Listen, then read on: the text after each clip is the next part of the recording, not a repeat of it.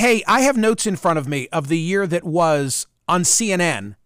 Tomorrow we'll do the year that was on POTUS. Correct, we will. Fair enough? Fair enough. So yesterday we did the year that was on the poll question. What do you want to start with? Let's start with Matt Gaetz. Why not? One of our listeners. You mean Matt one of our callers. Matt from Florida? Matt from Florida. So these are clips that you felt, that your CNN team felt were highlights, were indicative, were a good sort of, okay, so what does a year look like? Yeah. And that's what this was one of them that people came up with. And okay. Why? Like, I want to know. There's always a backstory when you're dealing with Matt Gaetz. Yeah. Because we've known him here as a caller. Right. Not recently, but yes, that's the way that I first was acquainted with Matt, is before he rose to national prominence. Yes. He was a caller, and I finally identified himself to me as such, which is just kind of funny. And you had a relationship. I mean, is he one of these like celebrity relationships that you had a friendship with and now you don't anymore? Because that's what it seems like from the outside. I think I've held on to this one. Oh, have you? You're not on the outs? He is not in the category of count 'em. Sean Penn. Yeah. Roger Waters. Yeah. Arnold Schwarzenegger. Yeah. Who else? I think those are all that have those abandoned are the big me. four. Yeah. Yeah, I've maintained my relationship with Peter Frampton. Right. Good and job. Matt Gaetz. And Matt Gaetz. Wow. Okay, so you got that going for you. No, the relationship with Gaetz is that there was a night when I was on CNN as a guest in the 9 o'clock hour. I don't think I was guest hosting, and I was in Washington. And he was on at the exact same time with Hannity on Fox. Okay. And we were opposite one another as guests. And there are monitors, Macy's watches gimbals. There are monitors all over these television places so that you see what everybody else is doing. You mean like us? Like us, right now, exactly. So he texted me after, knowledgeable that we were both in D.C. and had both just been on TV, like, what are you going to do now? Do you want to go have a beer? Perfect. So we did. Okay. That was it. That was the beginning of a beautiful friendship. Yeah, no. I don't want to overstate it, but it's what explains, TC, how when he was like the center of the universe for the whole Kevin McCarthy fight, right. The first time that he came on CNN after having been off the network for years was with me. Well, he's not on CNN often, is he? With anyone but you? No, but I think that's the interview that you pulled. This was. I didn't pull any of these. I got to give Jorge and David full credit for this. This was the Saturday after all of that ended, when he had held up the elevation to Speaker of Kevin McCarthy. With regard to Rogers and the incident, which I'm showing now in slow-mo, what went on from your perspective? How much did you see of him coming at you? Well, Mike Rogers and I have worked together for 6 years on some of the most tense national security issues on the Armed Services Committee, so it's not the first time we've been frustrated with one another or worked together. Matter of fact, that wasn't a remarkably unique incident. There are times when the pressure cooker is on, when we do yell and get heated, and that's okay among colleagues. What was different about this was just that it was caught on camera. So, Mike and I are fine. We've worked together before. We will again in the future. Look, I'll tell you something I remember about this is that not all were happy that I'd had him on the air. Who all? I mean, I know. You mean if you're talking about Twitter, I can vouch for that. No. Twitter was not happy. No. Who else wasn't happy? Others. But are these people remaining nameless? What do you mean others? You figure it out. I'm just saying that I thought it was really great to be able to have him on and to do a direct interview. Right. It's not as if I was kissing his ass for the interview, but I was thrilled to be able to bring him to the cable audience because he'd been the guy in the news for the preceding 5 or 7 days. Well, I remember people saying, gosh, he really sounded like he made sense on your news, but that is doesn't true. when he's not. And that was sort of a disconnect. I'm all about having the conversation. I know you are. What's next? Next, we have Dr. Zeke Emanuel. Okay, well, he's just a rocket scientist, and I so enjoy him. Zeke Emanuel is one of the... I love doing this, by the way. I know. You wind me up, fun. I'll do this for the next 10 hours. Zeke Emanuel is one of the 3 amazing Emanuel brothers. Ari is the agent who inspired Entourage, and Rahm, of course, is, well, he's Rahm Emanuel. That's Do I even have to explain? Like, talk about a gene pool. So Zeke he's a medical ethicist with an affiliation at the University of Pennsylvania. There's a fancy title, and sorry, Zeke, if I don't remember what it is. But what I love revisiting with Zeke Emanuel is that he wrote a piece for The Atlantic several years ago saying that he doesn't want medical care. He doesn't want any interventionalist medical care after the age of 75. And so as we all get older, I like to go back to Zeke and say, well, how you feeling now? How's it going? Right? Yeah. So this must have been one of those times. Correct. Okay. Here you go. As you draw closer to 75, is the Emanuel clan lobbying, putting pressure on you to reconsider? Look, I've had discussions with my partner extensively about this. If I'm an outlier, as I think I've said in public before, if I'm vigorous, I'm like Tony Fauci, still being active, still making major contributions into my 80s, then I'll have to reconsider. And I'm fully aware of that. I said that in the article, that 75 was a sort of average age. It's not what's important is the quality at that point. That's the thing. I mean, his premise is that we're living longer, but the quality of life with which people are living has not kept pace. You may live to 100, but what is your life going to look like from 95 to 100? It just varies so widely, and maybe it varies so widely starting at 75 or even 70. But that at that age, they're just two different people at age 80 can be wildly different in physical and mental abilities. Okay, quick backstory. Yeah. So Zeke had been a guest of mine. Dr. Emanuel had been a guest of mine on many occasions here on POTUS and on CNN, but we'd never been together. So yes, you'd never met in person. Yeah. This year, last spring, I remember because it was a nice day, we had lunch together. We had lunch together adjacent to the Penn campus. Oh, neat. Two things I remember. Yes. He ate healthy. Oh. And rode a bike to lunch. Okay, this is fascinating. I did neither. I did neither. You're like, I would like to have grilled cheese and French fries, please. Thank yes, you. my normal meal. Right. And he was just sharp as a tack. Yeah. Funny, wit. Yeah. Those Emanuel brothers. They keep slim too. Yeah, but they all have just a great wit about them. And I enjoyed being in his company. I love it. I'm enjoying this little walk down memory lane of the year that has been for me on CNN. It's amazing. Yeah. And to think about, Been a good year. It's been a great year. Been a really good year. I agree with you. And it's also interesting because some of these guests and topics are out of your mind. And then all of a sudden you remember they're back in. Now, we would never forget about Admiral McRaven, obviously. Well, let me say, I mean, McRaven's the man. He really is. He is the man. Yep. He is everything I hoped he would be. I'm also loving that you're reminding me the diversity of, and this goes without question on a day-to-day basis for radio here on POTUS, but the diversity of guests that we've been able to put on the air on CNN in a different manner and style than the other CNN programming. Oh no, you definitely stand out. You're your own show. I don't say that disparagingly. No, not I at just all. say it as not at all. You an sort of observation. do your own thing. You come from a different background. You're True. a radio guy. If Yes. it were up to you, you would Yes. do these huge long interviews, and I think somehow that informs your process when you're doing shorter interviews. They just sound different. So, and Admiral McRaven was a great example of that.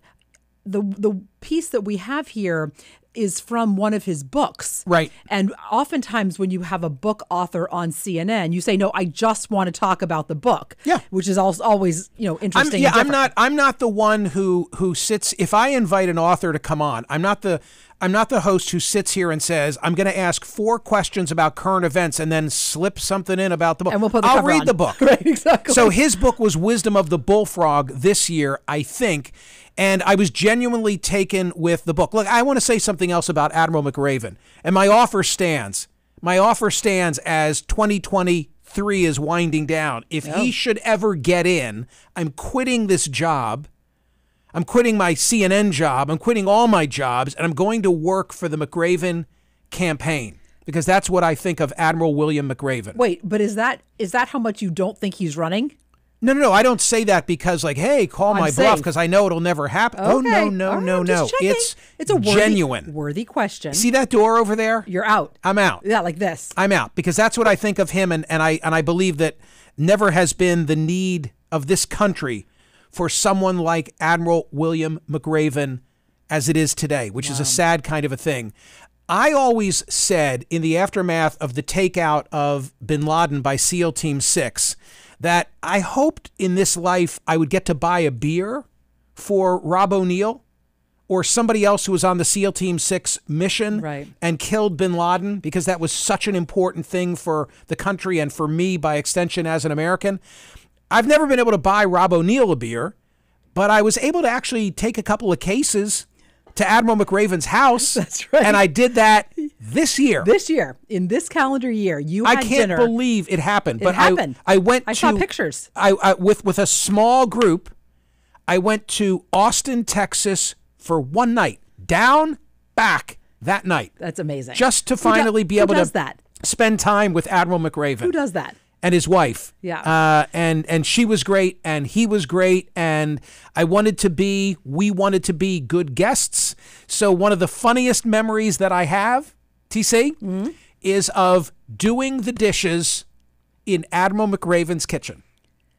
When was the last time that happened for that group? That's what one does if one ever has the privilege of being with him. And then you salute and out the door. I got to tell you something. I think he was Everyone's surprised. Posture was very good. I think he was surprised by our departure, because we said in advance, this is such an extraordinary, once in a lifetime privilege to go eat barbecue with Admiral McRaven at his house. You're making me hungry.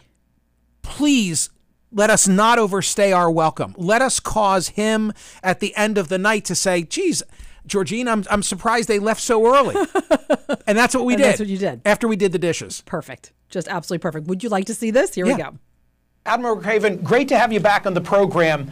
Bullfrog is not only the title of your book, but a title you once held. What is that? Yeah, thanks, Michael. Good to be with you.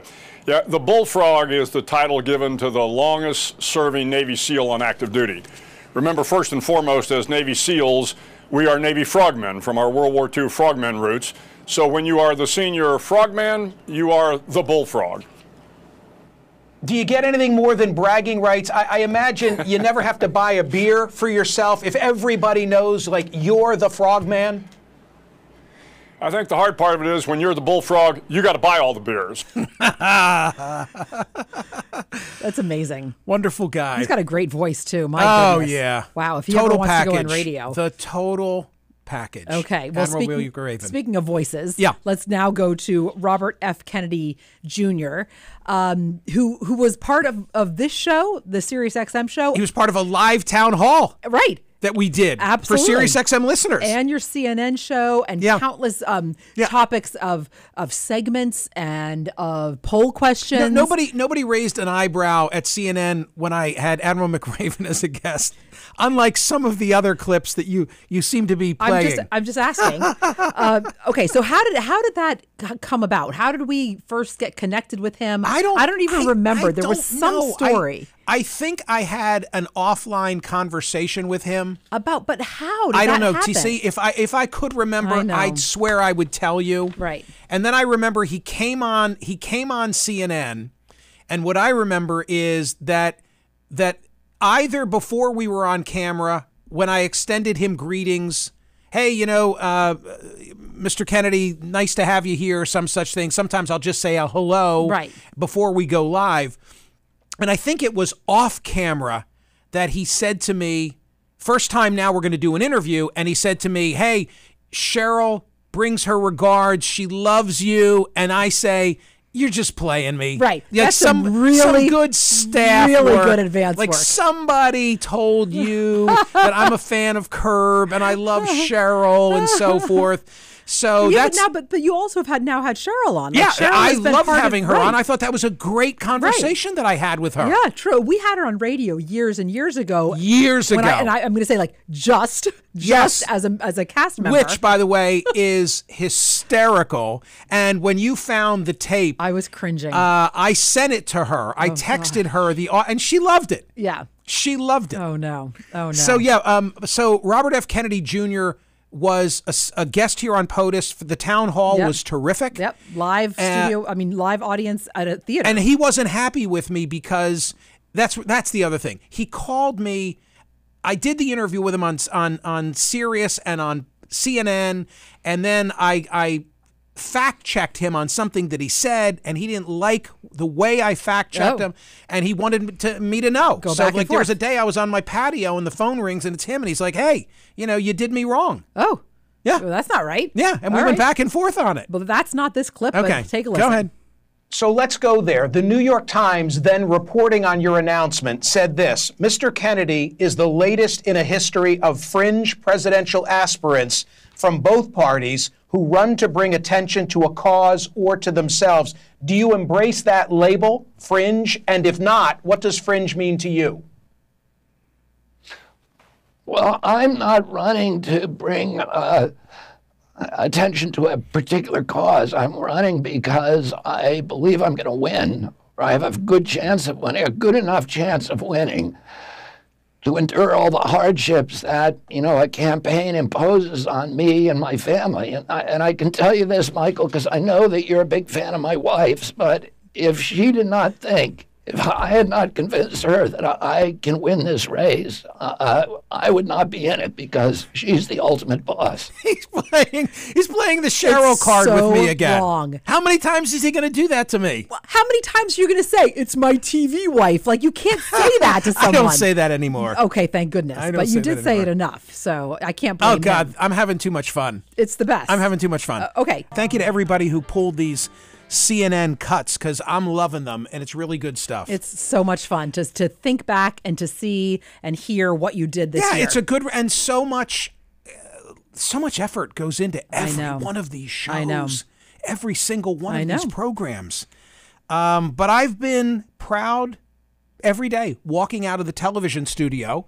Radio 15 hours a week. Like some days we walk out and I'm like, I wish we had done this differently and so forth. No matter what, it's not like a whole show is going to be bad. There's something good that happens every day. My head is held high for the week I am ending for CNN. Great. Absolutely. Love that. And I love the diverse mix of subject matter and guest and it's a lot of different things. A lot going on. I'm only interested. I have no agenda other than I want good content, and I am not going to tether to either one of the ideological extremes. That's it. That's it. Like you guys like to read into my motivation, and you're wasting your time. I have no motivation other than to deliver you the best of content. Yeah.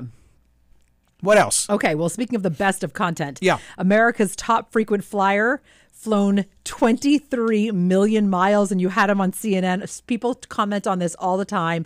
Tom Stuker was his name. What can you tell me about having him on the air? My recollection is that a long time ago, he wrote a check to United Airlines that enabled him to fly for the rest of his life. And at the time, people thought he was insane for what the amount of money was, but it was like $250,000. But it ended up paying. They don't offer it anymore because what he's done is he flies and then he uses the frequent flyer miles to buy hotels, buy cars, buy rent, buy like 1,000 other things. So he's now earning money based on the frequent flyer miles, but also traveling amazingly and doing incredible vacations with his wife. I remember that he was a character. He told great stories. Yeah, take a listen. Okay, you're in first class, 23 million miles worth. I gotta believe a lot of celebrities, a lot of well-known people. Give me one quick celebrity encounter. Bill Murray in the First Class Lounge, Chicago. My brother, who's a great Bill Murray fan. I even told Bill, I think my brother does a better Bill Murray than he does. My brother's had a really tough life with 28 back operations. And Bill says, well, get him on the phone. Bill called, my brother didn't answer, left a 2-minute message that was just so beautiful. The greatest guy I've ever met, Bill Murray as a celebrity. Love that. What a great endorsement of Bill Murray. Funny stuff. All right, tell me about Scott Galloway, because this is someone else with whom you have a relationship. Yes. And I find that whenever he is on this program or on CNN, I listen. I'm a huge Galloway fan. Scott Galloway, well, he's billed as a serial entrepreneur. He clearly has the ear of Wall Street and Silicon Valley. He's an NYU business professor. He's a best-selling author. And the issue, first of all, I will tell Catherine or Corinna, of course I'll take Scott on anything. Like, do you want Scott on this subject or that subject? I'm like, anytime Scott will do the show, I'll take Scott. He's in that rarefied area. Correct. The subject matter that I most have enjoyed discussing with Scott, because I think he's been so gutsy and pioneering, is to talk about the trouble of young men. He is so worried about aimless, directionless young men who are not having relationships with women or anybody else, for that matter, who are spending too much time behind closed doors, who are not mingling, to use my word or Bill Maher's word. I don't know what you're going to play, but perhaps that was the focus of the conversation. Scott, take 30 seconds and talk about solutions. Give me a note on which to end. Red shirt young men, start them at 6 in kindergarten. They mature later. Their prefrontal cortex matures 12 to 24 months later. More vocational training. 50% of Germans have vocational certification. It's 5% in the United States. More freshman seats, such that we can have not only more non-whites, more women, but also more young in terms of the great opportunity our elite universities offer. More third spaces so people can meet. National service so people can meet other people from different economic backgrounds, different sexual orientations, and also different romantic partners. Also, men like you and me, Michael, getting involved in young men's lives. The single point of failure we can reverse engineer all of this to is when a young man no longer has a male role model. So in sum, and where I'd leave it, is if we want better men, we need to be better men and get more involved in their lives. I agree with everything that he just said. Everything that he just said. It reminds me, TC, of the other segment related to this. Scott says that sex and companionship are huge motivators and guardrails for young men. How about that AI girlfriend segment that I did, where it's not like Pac-Man or the Jetsons. It's very real artificial intelligence, men having relationships with women. This is a subject that's going to explode in the future. And Liberty Vittert, who's a professor of data science at Washington University at St. Louis, was your guest. Yep. Here's what that looked like. So, not to be prurient at this time of day, but are all the needs of these young men able to be facilitated, taken care of by AI avatars? Well, you have to think about this word AI that is in this. It's not a virtual girlfriend, it's an AI girlfriend. So it learns from you. It learns what you like and what you don't like, what kind of pictures you like, what kind of pictures you don't like. And while not all needs are met, that is the next step, is actual physical girlfriends, AI ones for that matter. And so the next step or the next frontier is one that can meet all of your needs. So there's going to be some type of pairing between what I've already shown to the CNN audience and something 3D that's going to be, in your living room or bedroom? Yes, I mean that is the world we are moving into, and as you said, it's enabling this entire generation of young men to continue in this loneliness epidemic. It's really the enabler for this to continue. What a scary proposition that is. Okay, and to end this conversation, there's so much more. But I think this is a nice, healthy, smattering sampling of what I've gotten myself into on television this year. Speaking of getting yourself into, there's no way we could shut down the conversation without talking about The Shaman, yet another of those that raised some eyebrows. Oh, for sure. But my attitude both was before, during, and after. My attitude is the guy was the face of January 6th. Right. And it seemed, according to the sentencing hearing, like he was repentant. Now he's running for Congress. Of course I'm going to do that interview. It didn't go exactly as planned. Okay, but let's agree on this. Maybe you should never have been in the building to begin with. Okay, well, there's a lot of people in Congress that probably shouldn't be in there. This is not sounding so repentant. I'm gonna skip ahead to something the judge said about you. that I was really taken with. As I say, I spent a lot of time reading your file and was taken with the sentencing hearing. This is Judge Lamberth. First of all, I thank you for your comments. I think yesterday I celebrated my 34th year as a judge. I think your remarks are the most remarkable I've heard in 34 years. I think you are genuine in your remorse and heartfelt. He then said that the words that you said to him were akin to things that Martin Luther King would have said. So I guess my question is, are you remorseful? Because now I'm kind of questioning whether you're remorseful. Well, with all due respect, I don't care if you're questioning whether or not I'm remorseful. I've made it very clear on several occasions I should not have broken the law. There you go. There you go. And on that note, he doesn't care. He was not what the judge reflected in the sentencing memo. I can tell you that for sure. Well, there you go. Thank you for watching on CNN this year. Of course, thank you for listening on POTUS. That was a lot of fun. Phenomenal. That was a lot of fun. Good stuff. Okay, back in a sec.